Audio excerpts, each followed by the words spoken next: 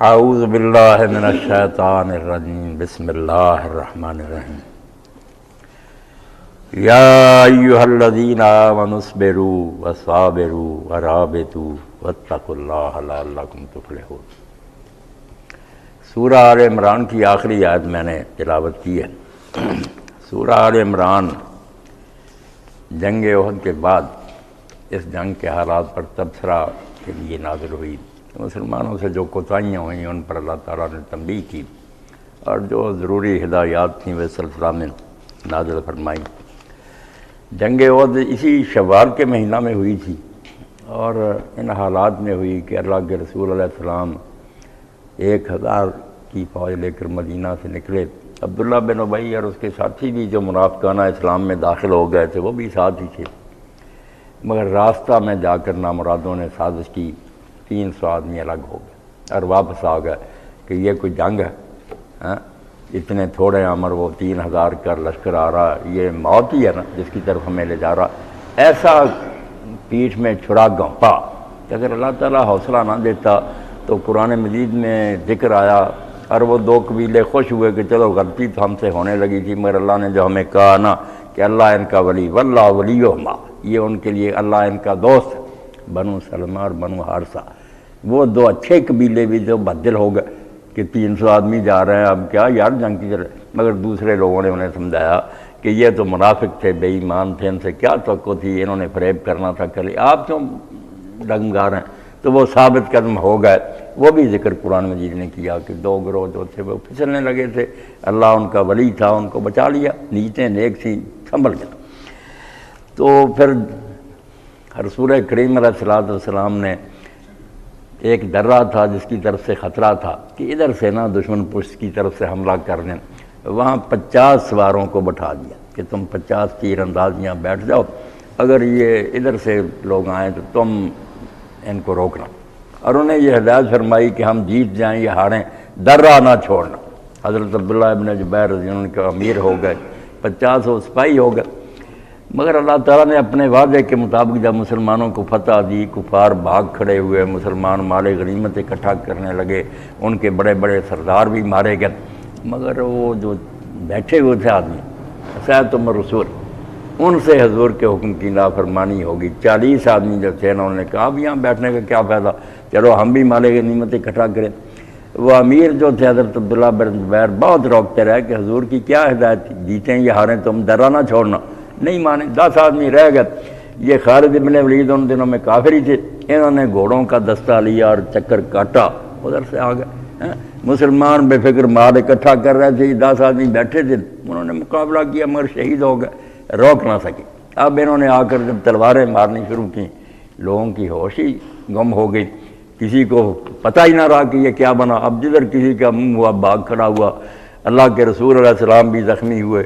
قرآن مجید میں آتا کہ آپ پیچھے سے آوازیں دیتے رہے کہ لوگوں ادھر آؤ ادھر آؤ، میں اللہ کے رسول برا نہیں سنی، جدھر منہ ہوا ادھر کو بھاگ گئے۔ بہت برا حال ہوا۔ وہ تو اللہ تعالیٰ نے فضل فرمایا کہ کوئی آج تک نہیں بتا سکا کہ کیا ہوا ان کفار کو، کہ انہوں نے اس شکست کو مکمل نہیں کیا، مسلمانوں کو مار دیتے، سب کو مدینہ تباہ کر دیتے، نہیں چلے گئے۔ ایسا ہونے کے باوجود وہ مکہ کو چلے گئے، بس اللہ ہی لے گیا انہیں، ورنہ کسر کوئی نہیں رہ گئی تھی کہ اگر وہ مدینہ کا رخ کرتے تو بربادی تھی۔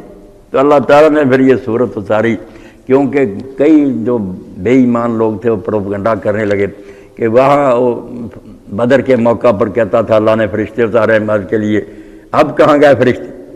وہی نبی ہے، وہی صحابہ ہے، کہاں ہیں فرشتے مدد کے لیے جو آنے؟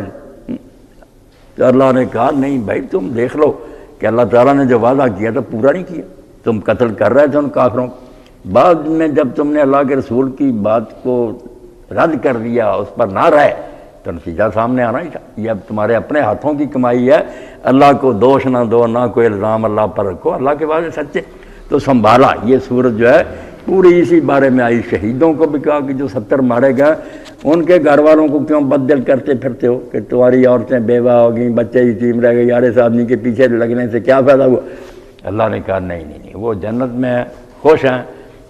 ایک طرف مسلمانوں کے دلوں کو سنبھالا، منافقوں کو ڈانٹا، اور آخر میں یہ جو آیت ہے نا ساری صورت ختم کر کے اللہ پاک نے پھر آخری ہدایت فرمائی کہ ان حالات میں تمہیں کرنا کیا چاہیے. جب حالات مشکل ہو جائیں، کافر جو ہے وہ طاقت پکڑ جائے، مسلمان بیچارے کچھ کمزور ہو جائیں، تو کیا تدبیر ہے جس سے وہ ان حالات کا اور مشکلات کا مقابلہ کر سکے. قیامت تک کی 4 باتیں بیان ہوئی ہیں، جب تک یہ نہیں آئے گی مسلمان کبھی عزت نہیں پا سکتے. اللہ تعالیٰ نے آخر میں فرمایا لعلکم تفلحون، بڑا اچھا ترجمہ کیا مولانا فتح محمد جلال، تاکہ تم مراد حاصل کرو.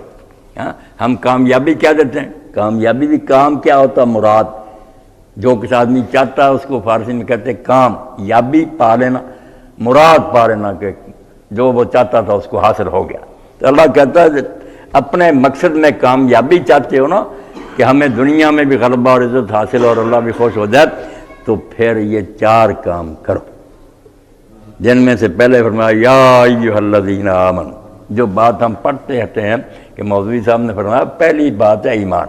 یہ بات ایمان والوں سے کہی گئی کہ جو ایمان ہی نہیں رکھتے انہوں نے کیا دین کا کام کرنا اور وہ مشکلات کا کیا مقابلہ کر سکتے.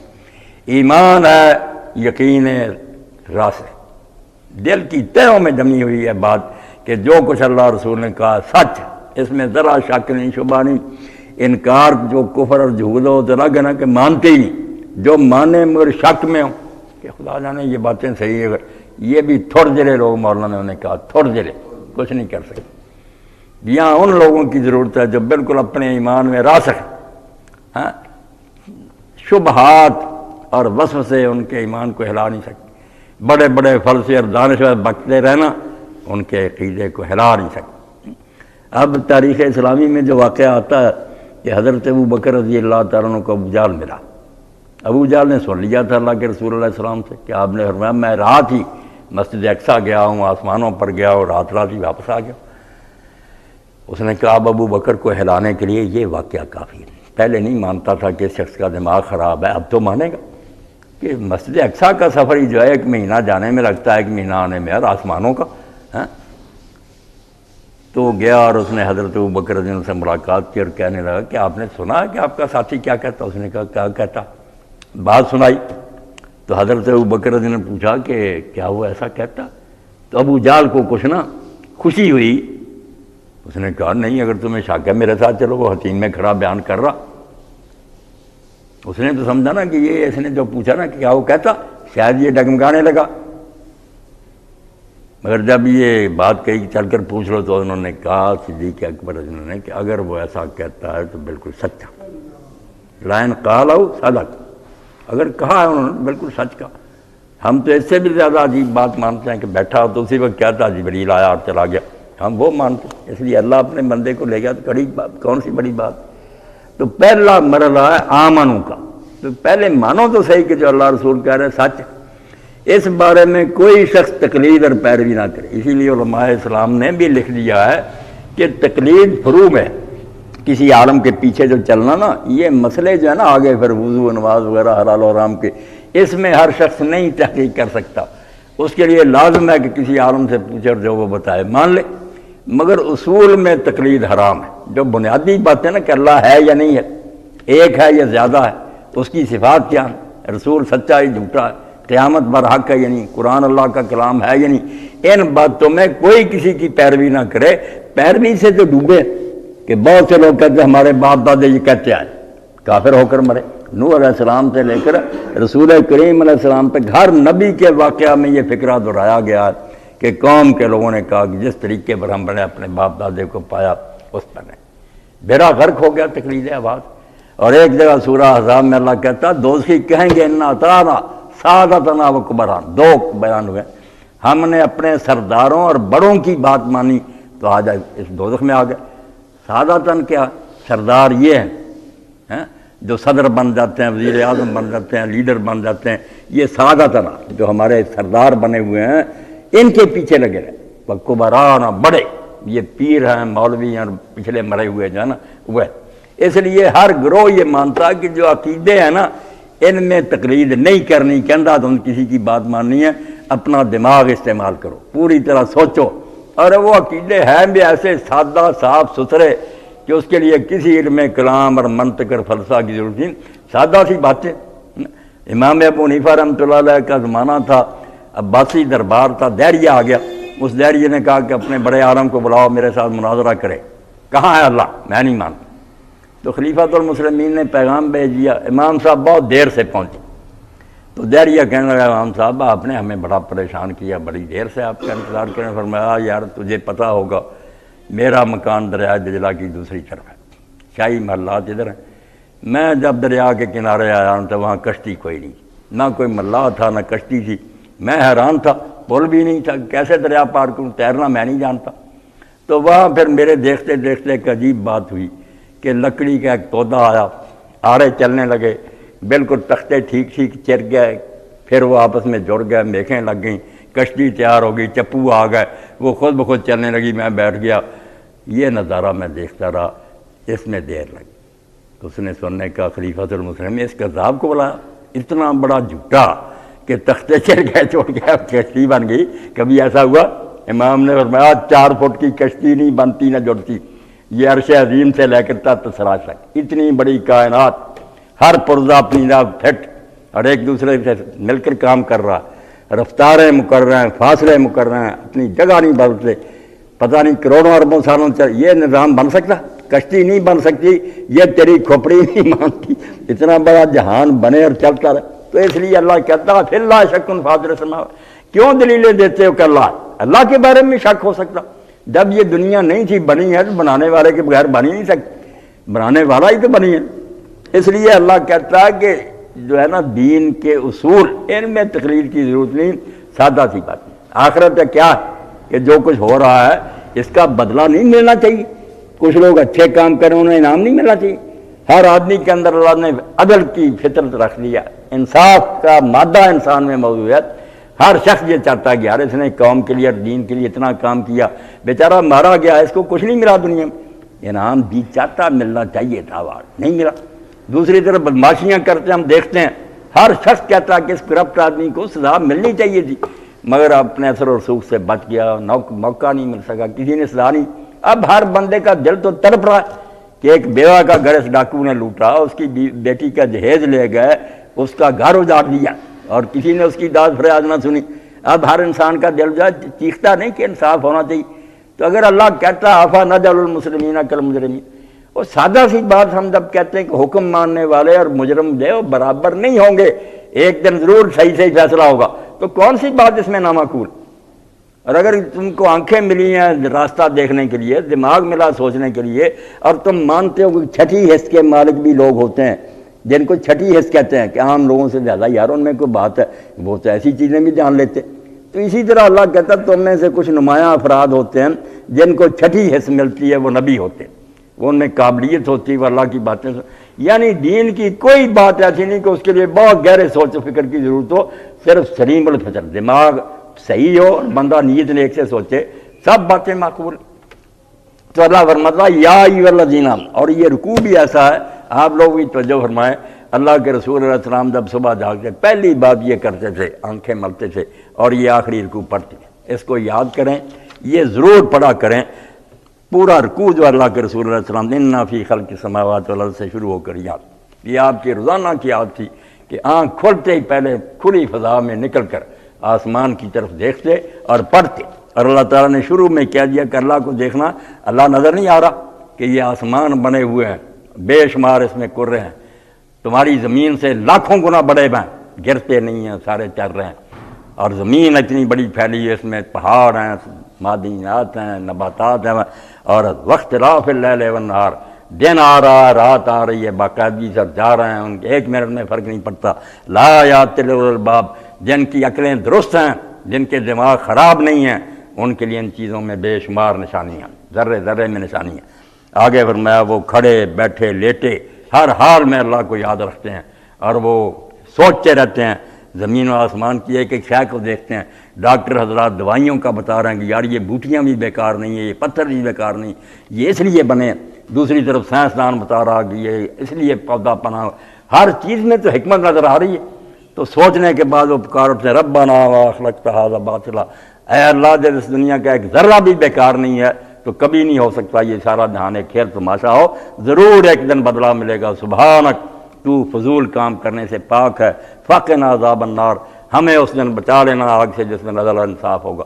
سارا رکوع تو آخر میں اللہ تعالیٰ نے فرمایا یا ایھا الذین آمنوا، اے لوگوں جن کو صحیح ایمان نصیب ہو گیا، ان کے عقیدے درست ہو گئے، انہوں نے اپنے مالک کو مان لیا، اس کی طرف سے آئے ہوئے ہادی کو مان لیا، اس کی عدالت پر ایمان لے آئے ہیں کہ آخر میں اس کے سامنے پیش ہونا، اب کیا کرو؟ اصبروا وصابروا ورابطوا واتقوا اللہ لعلکم تفلحون۔ چار باتیں کہ راستہ مشکل ہے، دشوار ہے، کوئی آسان نہیں ہے، یہ بازی بہت مشکل ہے، جس کو ہو جان و دل عزیز اس کی گلی میں جائے گی۔ اگر جانیں پیاری ہیں، مال پیارے ہیں، نام نہ لو میرے راستے پر چلنے کا۔ یہ تھوڑے دنوں اور منافقوں کا کام نہیں ہے، جدھر دوسرے جا رہے ہیں ان کے ساتھ چلتے رہو، چلے جانا دوزخ میں۔ اگر ایمان لائے اور واقعی دین پر چلنا تو پہلی بات یہ اصبروا، صبر اختیار کرو۔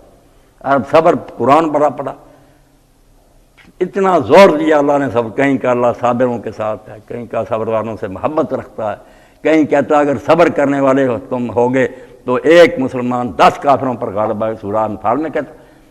تو صبر کیا کہ جس بات کو حق سمجھا ہے اندر سے مخالفت ہو، خود اپنی خواہشات، اپنی عادتیں، اپنے جو ہے نا جی چاہتے وہ تنگ کریں کہ کون سا یار حلال و حرام ہے یہ کرنا چاہیے، اندر سے مزاحمت ہو یا باہر سے رکاوٹیں آئیں، معاشرہ دبائے، بیوی بچے گمراہ کرنا چاہیں، حکومت کرنا چاہے، فرمایا نہیں، ہر حال میں جس کو تم نے حق جانا اس پر ثابت قدم رہنا، اور اپنے اصول اور ضوابط جو ان کو پامال نہ کرنا، پیروں تلے نہیں روندنا، سب کچھ تباہ ہو جائے، جس کو حق سمجھاتا اس پر قائم رہنا۔ یہ استقامت پر ثبات قدم صبر کہلاتا ہے۔ یہ جو ہے نا صرف رونا چلانا نہ، یہ تو اس کا ایک بہت معمولی حصہ، بہت ادنا شعبہ ہے، ورنہ اصل صبر کا معنی حبس النفس علی ما یقتضی العقل والشرع، جن چیزوں کا مطالبہ عقل اور شریعت کرتی ہے نا کہ یہ چیزیں درست ہیں، ان پر اپنے آپ کو باندھ کر رکھنا۔ صبر کا معنی ہے اصل میں عربی میں باندھنا۔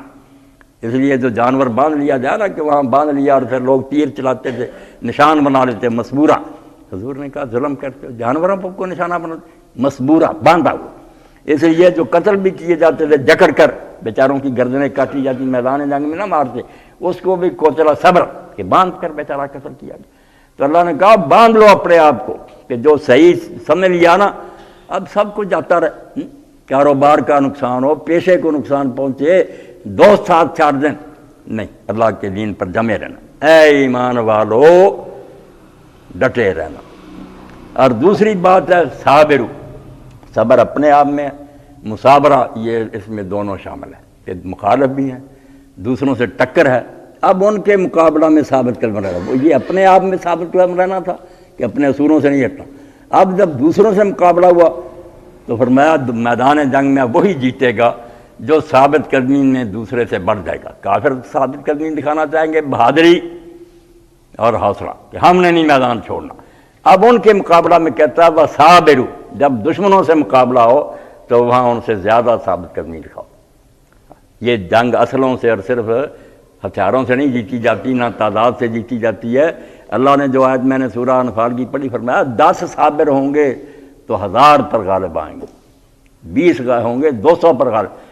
صبر، اور یہ بھی بتا دیا کہ صبر پیدا کیوں اس طرح ہوتا ہے، فرمایا کیوں کافر اتنے ہونے کے باوجود، فرمایا ذالک بأنہم قوم لا یفقہون، وہ سمجھتے نہیں ہیں کہ اللہ کی راہ میں مرنے کا یہ ثواب ہے، یہ ان کے سامنے ہی نہیں، وہ دنیا کے لیے تنخواہوں کے لیے آتے ہیں، اس لیے بھاگ جاتے۔ مسلمان کیوں بھاگے گا؟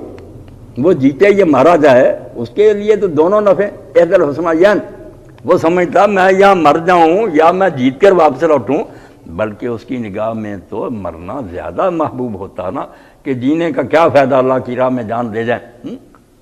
اب کیا منظر تھا کہ جب حضرت خبیب رضی اللہ تعالیٰ عنہ کافروں کے ہاتھ آ گئے، کئی مدت تک مکہ میں قید رکھا۔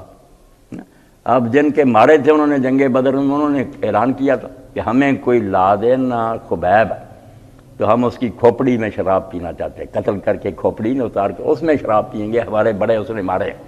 قابو آ گئے، اللہ کی مرضی، 10 بندے بھیجے تھے، ان میں 7 مقابلہ کرتے شہید ہو گئے، 3 نے اپنے آپ کو حوالے کر دیا۔ کافر کہنے لگے ہم قسم دیتے ہیں تمہیں کچھ نہیں کہیں۔ جب اتر آئے پہاڑ سے باندھنا شروع کر دیا، ایک نے کہا یار پہلی وعدہ خلافی ہے، جب کچھ نہیں کہنا تھا باندھ کیوں رہے، جب ہم اتر آئے تھے۔ اس نے پھر لڑنا شروع کیا، شہید ہو گئے۔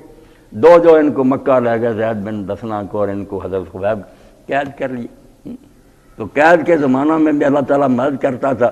حضرت خبیب رضی اللہ تعالیٰ عنہ قید میں ہوتے تھے، جو کافر تھے اس پر نگران، وہ کہتے ہیں کہ ہم نے دیکھا کہ مکہ میں ان دنوں میں انگور کا نام و نشان نہیں تھا، اور وہ انگور تو شاید دنیا میں تھے ہی نہیں کہ آدمی کے سر جتنا بڑا بڑا گچھا اس کے ہاتھ میں ہوتا اور وہ زنجیروں میں پکڑا ہوا کھاتا تھا۔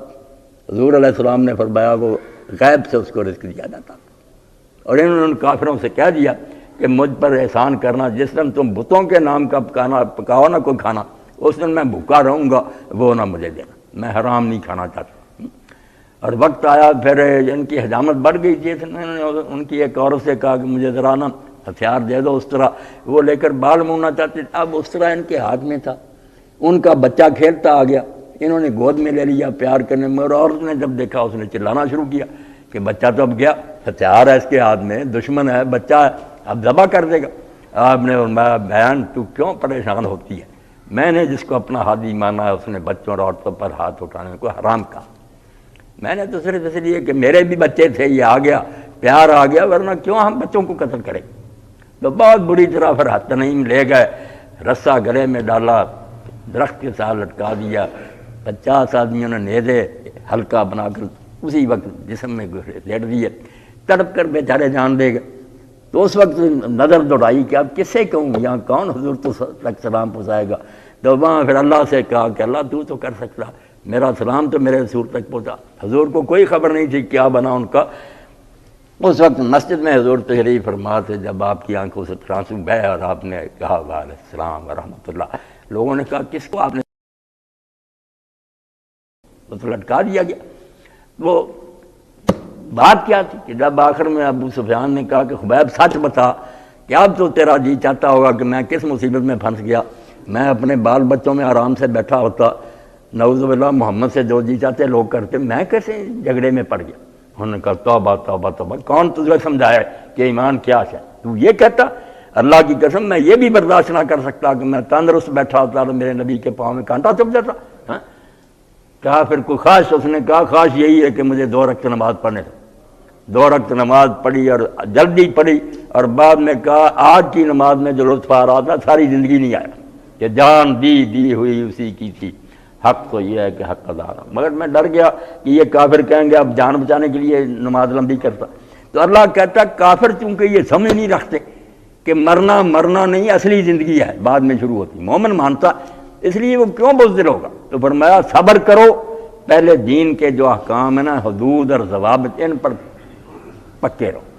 دوسری بات ہے وصابر، کہ جب دشمنوں سے مقابلہ ہو تو جتنی بہادری وہ دکھائیں اس سے زیادہ بہادری دکھاؤ۔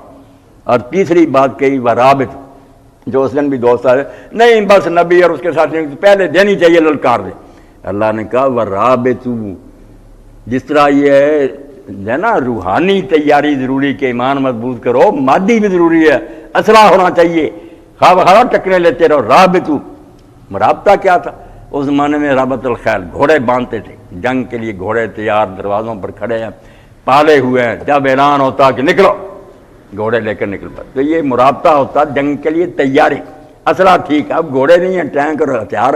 تو فرمایا ورابط، تیسرا کام یہ ہے کہ جتنی طاقت اکٹھی کر سکتے ہو نا وہ تو کرو نا، بعد میں اللہ اور اس کے فرشتے کام کریں گے، مگر جو تم سارے کرنے کے وہ بھی نہ کرو، خواہ ٹکر لے سکتے ہو۔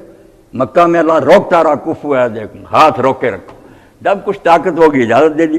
اور آخری بات فرمائی واتقوا اللہ، یہ سارے کام صورت میں ہوں گے جب تمہارے دلوں میں اللہ کی عدالت میں پیشی کا یقین ہو۔ واتقوا اللہ، ہر وقت خیال رکھو کہ اللہ ہماری ہر حرکت کو دیکھ رہا ہے، اچھے اعمال بھی نوٹ ہو رہے ہیں، انعام ملے گا، ایک پائی نہیں ضائع جائے گی، اور برے بھی جو کر رہے ہیں وہ سارے اللہ کی نگاہ میں چھپ نہیں سکیں گے۔ یہ سارا دن واتقوا اللہ، اللہ کا خیال رکھو۔ اور یہ اتقوا اللہ جو ہے قرآن سے پتہ چلتا ہے کہ پوری کائنات متقی ہے۔ انسان جو ہے نا یہ کچھ چونکہ اختیار میں بادے نہیں متقی رہتے، ورنہ زمین و آسمان کا ذرہ ذرہ متقی ہے۔ بے جان چیزوں کو دیکھ لیں، ان کے لیے اللہ نے جو اصول بنا دیے، آپ کی سائنس کی لیبارٹریاں بتائیں گی کہ اس نسبت سے ملاؤ گے تو بننا ہے پانی، ورنہ گیسیں جی چائے ملاتے رہو نہیں بنے گا۔ وہ جواب دے دیتے ہیں کہ ہم اس حد کی پابندی کرتے ہیں جو ہمارے لیے ہمارے مالک نے مقرر کر لی۔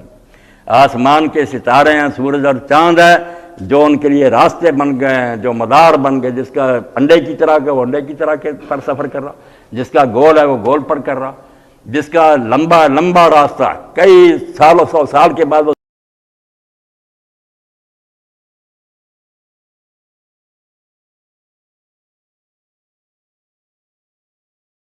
چاند کو جا گول پر کر رہا، جس کا لمبا لمبا راستہ کئی سالوں 100 سال کے بعد وہ ستارہ نکلتا، کوئی جلدی آ جاتے ہیں، رفتاریں ان کی آپ دیکھتے ہیں اللہ تعالیٰ لَلشَّمْسُ يَنبَغِي لَهَا أَن تُدْرِكَ الْقَمَرَ، سورج کی مجال ہی نہیں ہے کہ وہ چاند کو جا لے۔ کبھی ہوا کہ سورج جا کے ٹکرا گیا؟ چاند اپنے دائرے میں گھوم رہا، لَلشَّمْسُ يَنبَغِي لَهَا أَن تُدْرِكَ الْقَمَرَ وَلَا اللَّيْلُ سَابِقُ النَّهَارِ، اور نہ یہی میری دنیا میں ہو سکتا ہے کہ رات جو ہے وہ دن سے پہلے آ جائے۔ جو ٹائم کر رہا ہے لوگ سال بھر کا ٹائم ٹیبل دے دیتے ہیں کہ اتنے منٹ اتنے سیکنڈ پر آئی، اور میں توڑتے حکم۔ ذالک تقدیر العزیز العلیم، یہ پروگرام ہے اس اللہ کا جو غالب ہے اور علم والا۔ اس پہ بے جان مخلوق بھی چل رہی ہے تقویٰ پر کہ اپنی حدود کی پابندی، اور جو پھر اس سے آگے نباتات ہیں وہ دیکھ لیں کہ ان کے لیے بھی حد مقرر ہیں۔ جو پودا نہ کہ اتنا اونچا ہوگا، ہم شکل سے پہچان لیتے کہ اتنا درخت یا صرف فلاں ہو سکتا ہے، کوئی چھوٹا رہ جاتا ہے، کوئی زمین پر بچھا ہوا، کوئی تھوڑا اونچا، کوئی لمبا نکل جاتا، کوئی اپنے طریقے کے خلاف نہیں ہوتا۔ یہ نہیں کرتے ہم کہ گندم بوئیں اور وہاں سے جو پیدا ہو جائے، سب اپنے اسباب کے پاس۔ اور اس سے آگے حیوانات آ جاتے ہیں، اسٹیجیں ہیں نا، جمادات ہیں، پھر نباتات ہیں، پھر حیوانات جو چلتے پھرتے۔ تو مولانا اسرائیل رحمۃ اللہ علیہ فرماتے ہیں سب سے بلید اور احمق جو ہے نا گدھا سمجھا جاتا ہے کہ فلاں آدمی گدھا، مگر وہ کہتے ہیں گدھا کتنا متقی ہے، چھوڑ دو اس کو، کئی دن کا بھوکا ہوگا، وہ جنگل میں پھرے گا، جو بوٹیاں اس کے لیے حرام ہیں وہ نہیں کھائے گا، نہیں کھانا اس نے مر جائے گا، اور جو حلال ہے ان کی طرف ہی جائے گا۔ بلی کے لیے وہ کہتے ہیں بلی کے لیے گوشت حلال ہے، نہیں چھوڑے گی وہ، اور پھلوں کی ٹوکری اس کے پاس رکھ دو اور بند کر دو کسی کمرہ میں، گل ساتھ آئیں گے پھل وہ نہیں کھائے گی۔ تقویٰ کی مثال دیں، تقویٰ حفظ حدود ہے کہ جو حدیں کسی کے لیے مقرر ہوئی ہیں اس کے اندر رہو۔ انسان جو ہے چونکہ یہ آزاد ہے، اس کا بھی ایک حصہ مجبور ہے، اس میں یہ بھی متقی ہے کہ ہماری آنکھ ہی دیکھ سکتی ہے، اگر آنکھ بند کریں کہ کان دیکھیں نہیں، ہر شے نے وہی کام کرنا جو اس کو اس کی کیپیسٹی بھی ہے کہ اس حد تک جو تھوڑا سا حصہ اختیاری ہے اس میں ہمارے پر چھوڑ دیا گیا کہ یہ تمہاری مرضی، اگر حدود کی پابندی کرو گے انعام لے لو گے، نہیں کرو گے سزا پاؤ گے، وہ اختیاری۔ تو اللہ تعالیٰ فرماتا کہ اے ایمان والو جن کے عقیدے درست ہیں، جو باتیں تم نے حق سمجھی نا، حلال و حرام صحیح غلط، ان پر پکے رہو، دشمنوں سے مقابلہ ہو جاؤ تو اپنے مخالفوں سے بڑھ کر بہادری کا مظاہرہ کرو، اور جو سامان جنگ تم سے ہو سکتا اعدوا لهم ما استطعتم من قوة، فرض ہے نماز روزے کی طرح کہ جو کر سکتے ہو وہ ساری قوت تیار کرو، اس کے بغیر اگر میدان جنگ میں چلائے تو مجرم ہو، نہیں اسلحہ تھا تمہارے پاس کیوں کہ، اس لیے فرمایا وہ سارا سامان تیار کرو۔ اور اللہ کے رسول نے بھی اس لیے کہ لوگوں کو وہم نہ ہو کہ تقویٰ یہ قوت جو ہے نا حجروں میں بیٹھ کر اللہ اللہ کرنا، فرمایا قوت کیا، الا ان القوت الرمی، اور تیر اندازی مقابلے کیا کرو۔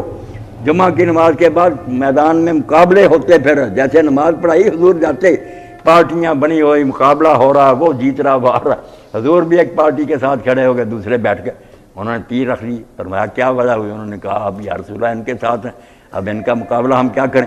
آپ نے فرمایا میں سب کے ساتھ ہوں، میں الگ ہو گیا، کرو مقابلہ، اور انعام دیتے۔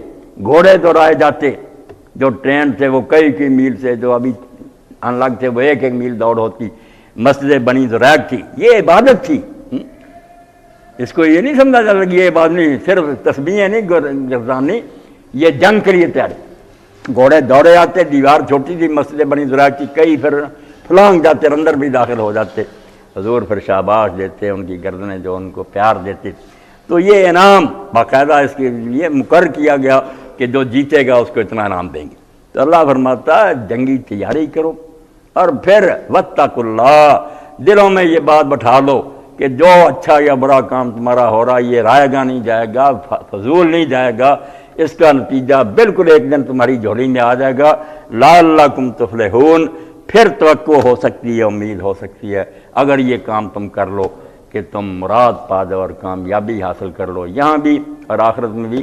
یہ اس پر اینڈ کیا سورہ آل عمران کا، سارے جنگ احد پر تبصرہ کر کے کہ اگر اللہ کی مدد چاہتے تو راستہ یہ، اور یہ بات بالکل کلیئر کر دی کہ مشکلات اور مصائب سے کوئی کنی کترا کر چاہتا نا کوئی راستہ ٹھنڈی سڑک جاتی ہے جنت کو، یہ کوئی نہیں ہے۔ اگر ایسا راستہ کو ہوتا اللہ اپنے نبیوں اور رسولوں کو دیتا۔ سب سے زیادہ تکلیفیں انہوں نے اٹھائی ہیں۔ جو ادھر آنا چاہتا ہے وہ اپنے ساتھ اپنی سلیب اٹھا کر آئے۔ مسیح علیہ السلام کا یہ محاورہ بہت آ رہا۔ اس زمانہ میں ہوتا یہ تھا کہ جس کو پھانسی دینا ہوتی تھی نا وہ اپنی سلیب خود اٹھاتا، وہ لکڑیاں ہوتی تھی اس قیدی کے اوپر پھر وہ لاد دیتے تھے، وہ لے کر میدان تک جاتا تھا، کھلے میدان میں پھر گاڑی جاتی تھی، وہاں اس کے ہاتھوں میں پاؤں میں کیل ٹھونک دیتے تھے، بیچارہ سسک سسک مرتا تھا۔ اس طرح کی پھانسی نہیں تھی کہ گلا دبایا اور مر گیا، کئی کے دن بیچارہ لڑکتا رہتا۔